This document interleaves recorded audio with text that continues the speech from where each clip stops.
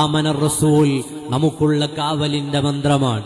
ആമനർ റസൂൽ എത്ര വലിയ ആശയങ്ങളാണ് അല്ലാഹുവിനോട് ചോദിക്കുന്നത്. റബ്ബനാ ലാ തുഹമ്മിൽനാ മാ ലാ ത്വാഖത ലനാ ബിഹി വഅഫു അന്നാ വഗ്ഫിർ ലനാ വർഹംനാ അൻത മൗലാനാ ഫൻസുർനാ അലൽ ഖൗമിൽ കാഫിരീൻ. അത്യാധുനിക ലോകത്തെ ഏതെല്ലാം പുതിയ വിഷയങ്ങളുണ്ടോ അതെല്ലാം കൊണ്ടുവച്ചിട്ട് ആമനർ റസൂൽ എന്ന് പാരായണം ചെയ്തു നോക്കൂ.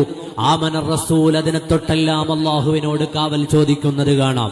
അത് അന്താരാഷ്ട്ര പ്രശ്നങ്ങളാണെങ്കിലും, നമ്മുടെ കൽബിന്റെ ഉള്ളിലെ വിഷമങ്ങളാണെങ്കിലും, നമ്മുടെ അടുക്കളകളിലെ പ്രശ്നങ്ങളാണെങ്കിലും, നമ്മുടെ വീടുകളുടെ ഉള്ളിലെ പ്രയാസങ്ങളാണെങ്കിലും, ഏതെല്ലാം പ്രശ്നങ്ങൾ ഒരു മനുഷ്യൻ അഭിമുഖീകരിക്കാനുണ്ടോ ആ പ്രശ്നങ്ങളെ തൊട്ടെല്ലാം ആ മനുഷ്യന്റെ മേൽ അല്ലാഹു സുബ്ഹാനഹു വ തആല ഭാരമായതൊന്നും ചുമത്തിത്തരരുതേ എന്ന് പ്രാർത്ഥിക്കുന്നതിലൂടെ റബ്ബനാ ലാ തുഹമ്മിൽനാ മാ ലാ ത്വാഖത ലനാ ബിഹി വഅഫു അന്നാ വഗ്ഫിർ ലനാ വർഹംനാ അൻത മൗലാനാ ഫൻസുർനാ അലൽ ഖൗമിൽ കാഫിരീൻ.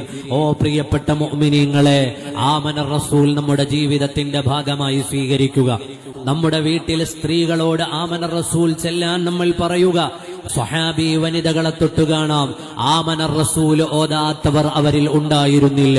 എല്ലാ ദിവസവും അത് പാരായണം ചെയ്യുന്ന പതിവ് മുസ്ലിം ലോകത്തിന്റെ പതിവായിരുന്നു. അള്ളാഹു പതിവാക്കാൻ നമുക്ക് തൗഫീഖ് നൽകുമാറാകട്ടെ.